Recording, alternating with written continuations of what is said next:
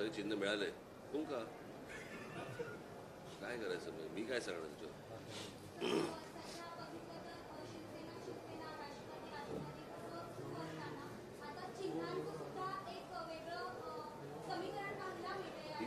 ही चांगली चिन्ह नव्हेत.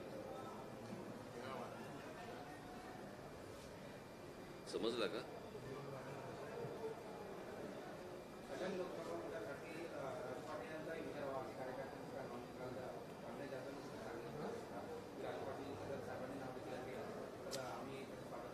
असं आहे प्रत्येक ठिकाणी प्रत्येक मतदारसंघामध्ये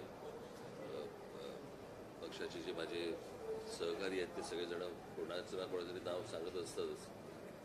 ते सांगतात.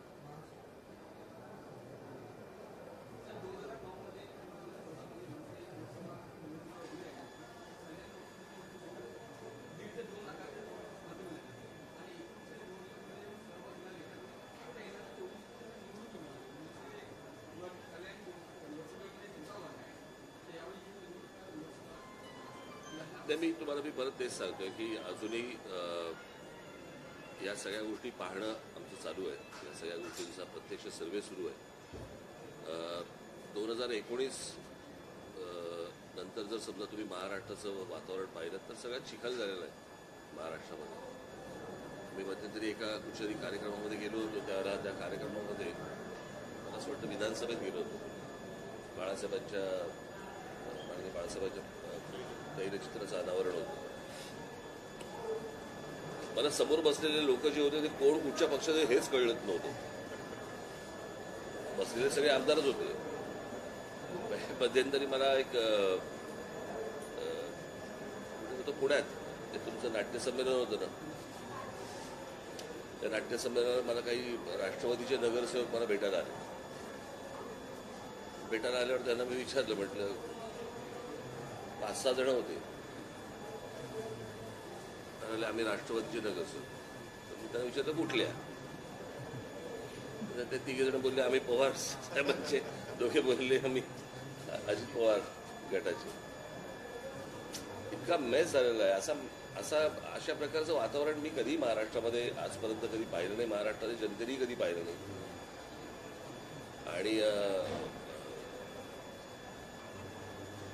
माझ्या भाषणामधनं किंवा माझ्या बोलण्यामधनं सतत असं की लोकांनी जनतेने यांना वटणीवरती आणलं पाहिजे. लोक जोपर्यंत वटणीवरती आणत नाही तोपर्यंत आपण जे करतोय ते योग्यच करतोय असं जर समजा त्यांना वाटत राहिलं तर महाराष्ट्राचा चिखल अजून खराब होणार. महाराष्ट्राचं वातावरण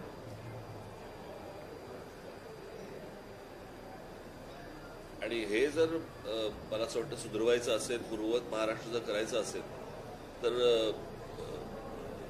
लोकांनी जनतेने या गोष्टींचं भान ठेवणं गरजेचं आहे. आपण नुसतंच नरेंद्र मोदी देशाचे पंतप्रधान व्हावेत असं वाटणं ठीक आहे, पण खालच्या लेवलला ज्या प्रकारचं राजकारण सुरू आहे असं जर समजा एका व्यक्तीच्या नावाने जर खाली सगळा बेस होत राहिला तर हे काही पोषक चांगलं वातावरण नाही. आणि आपण एक गोष्टींचा विचार केला पाहिजे की आज आपण आज म्हणून बघतो आहोत, पण असे अनेक तरुण आहेत, अशा अनेक तरुणी आहेत महाराष्ट्रामध्ये की जे भविष्यामध्ये राजकारणामध्ये येऊ इच्छितात. त्यांच्यासमोरचं राजकारण काय हे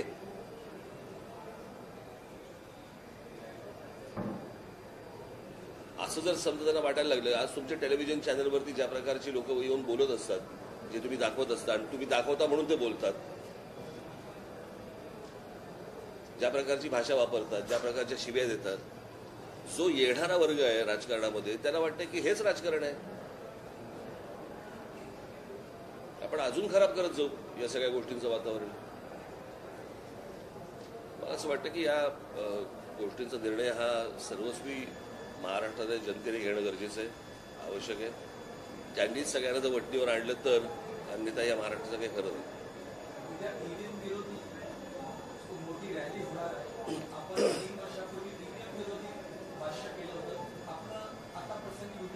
काय मी आधी बोलतो आणि नंतर पटतं तुम्हाला, बरोबर की नाही?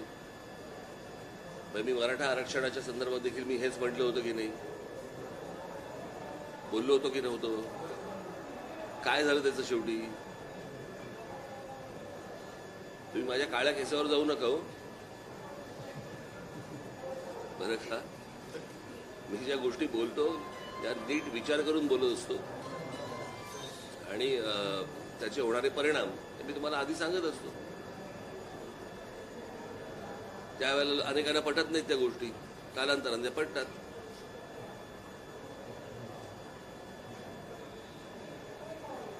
आणि जगभर जर समजा तुमचं मतदान हे जर समजा शिक्क्यावरती जर समजा असेल, जगभर जगातल्या सगळ्या पुढारलेल्या देशांमध्ये जर समजा तशा प्रकारचं मतदान असेल, तर आपणच का वोटिंग मशीन घेऊन बसलोय? बरं, मी बटन दाबल्यावरती मला कळतच नाही ते मतदान झालंय माझं नाही झालंय, फक्त खूप असा एक आवाज आला, याच्या पलीकडे मला कळतच नाही की बरं मी ज्याला मतदान केलं त्याला मिळालं का. मध्यंतरी काहीतरी काढलं होतं की ते मतदान झाल्यावर तुम्हाला काहीतरी स्लिप येणार, तेही सगळ्या ठिकाणी नाहीये. आणि या गोष्टी मी आधी बोलत आलो अनेकांना. त्यावेळेला अनेक जण कांगारूच्या पोटात होते.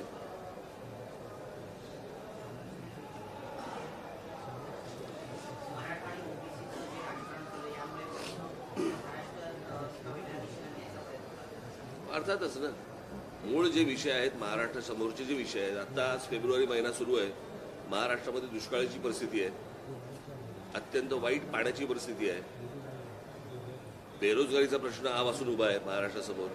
या सगळ्या प्रश्नांकडे दुर्लक्ष करण्यासाठी जातीचे आधार घेतले जातात आणि सगळ्यांचं लक्ष उडवायचं. शिक्षण मिळालं पाहिजे याची सगळ्यात श्रीमंत राज्य आहे. या संपूर्ण इतक्या श्रीमंत राज्यामध्ये जर समजा अशा प्रकारचा टाहो फोडला जात असेल तर ते कोणीतरी करवतंय हे तुम्हाला लक्षात येतं. बाकीच्या राज्यांमध्ये का नाही होते हे?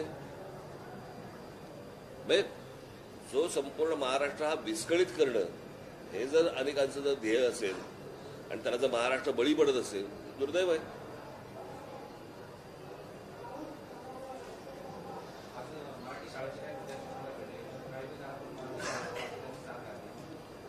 काल शिक्षकांना वाचवलंय.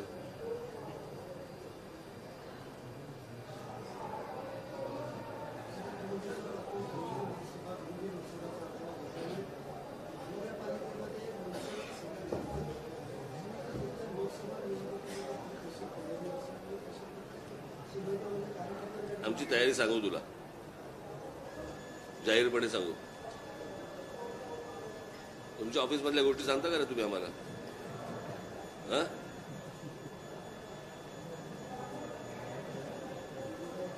अनेक लोक मला विचारतात काय स्ट्रॅटेजी काय, कोण स्ट्रॅटेजी सांगतं काय?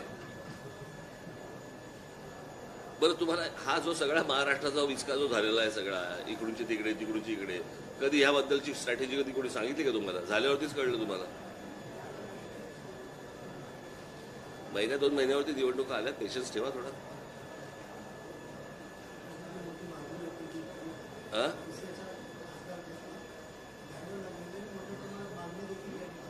मागण्या होतच असतात. ठीक आहे, आता तोंड फुटली, फुटताना तोंड फुटली तुमची.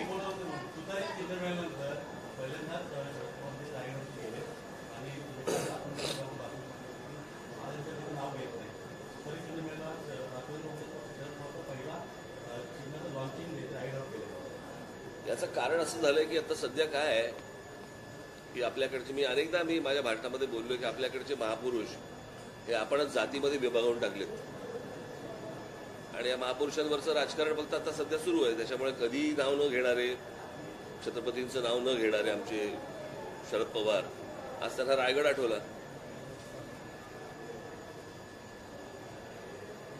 ते मागे ठाण्यामध्ये जाहीर सभेमध्ये मी सांगितलं होतं, तेव्हा त्यांची मुलाखत घेतली होती, आठवतं मी तुम्हाला? मी तेव्हाही तो प्रश्न विचारला होता की तुम्ही शाहू फुले आंबेडकर नेहमी बोलता पण शिवछत्रपतींचं नाव तुम्ही कधी घेत नाही.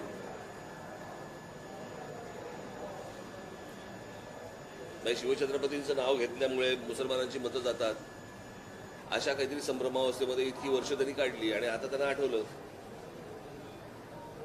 फुंकू दे.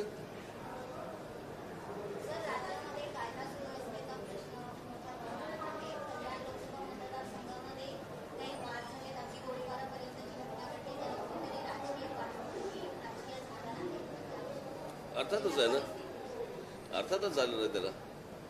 मला असं वाटतं की ते जे काही गणपतराव गायकवाड असतो, एखादा माणूस इतक्या टोकाला जाऊन गोळीबार का करेल हे पण मला असं वाटतं तपासलं पाहिजे ना.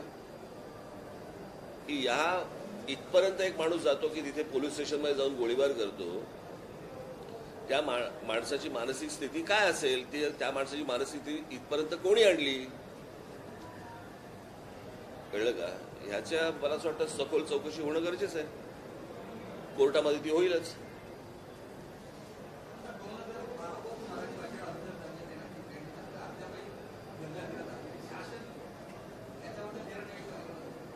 नाही, कसं आहे, मराठी भाषेला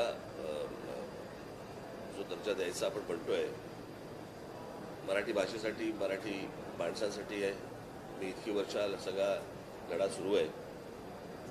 पण मराठी भाषेचा अभिमान असणारे आपल्याकडे किती लोक आहेत असे. मी खास करून राजकारणात बोलतोय, मी बाकी नाही म्हणत. मी राजकारणाची गोष्ट बोलतो. त्याला काही देणं घेणंच नाही आहे.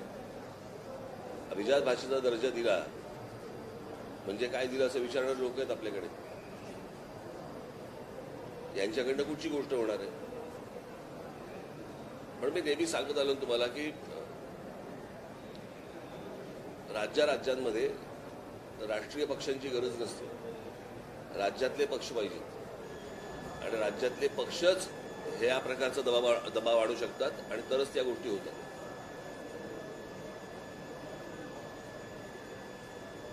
अच्छा, मला वाटलं तुला काही विचारायचंय. मला वाटलं हात उचली.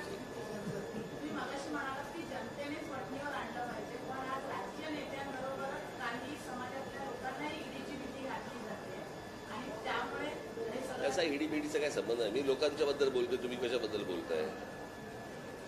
लोकांना ईडी पाठवली का? कोणी नोटीस पाठवली का? जनतेने या गोष्टी वटणीवरती आणल्या पाहिजेत.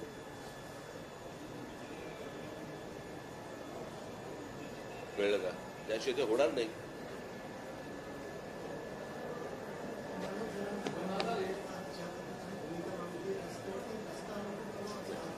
येतो.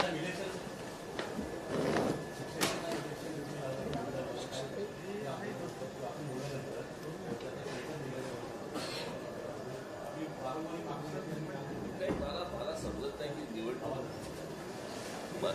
बस आता शेवटचा प्रश्न, मला समजत नाही निवडणूक आयोग हा नेमलेला आहे 5 वर्ष तिकडे, ते सततचा आहे ना. 5 वर्ष काय काम करतात? तुम्हाला निवडणुकीची यंत्रणा उभी नाही करतायत. आणि मग ऐकायला यायचं आणि तुम्ही सांगायचं शिक्षकांवरती भार टाकायचा. आता काहीतरी ते जातीचे दाखले करण्यासाठी म्हणून ती लोक पाठवली आहेत. काय अर्थ आहे या गोष्टीला?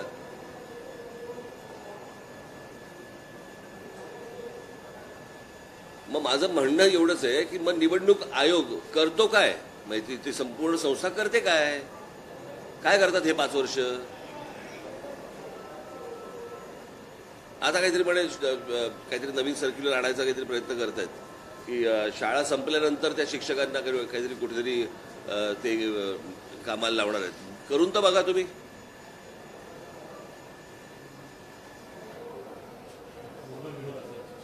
अर्थातच काही संबंध नाही त्या शिक्षकांचा. शिक्षकांनी मुलांना शिकवायचं सोडून हे कुठचे धंदे करायचे?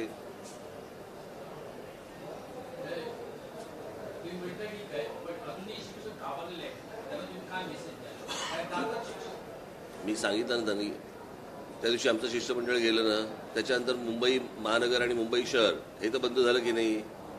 पुढचंही बंद होईल. आणि बघू तर देत ते कोणत्या प्रकारची कारवाई करतात ते. मी आहे ना, बसलोय ना इथे.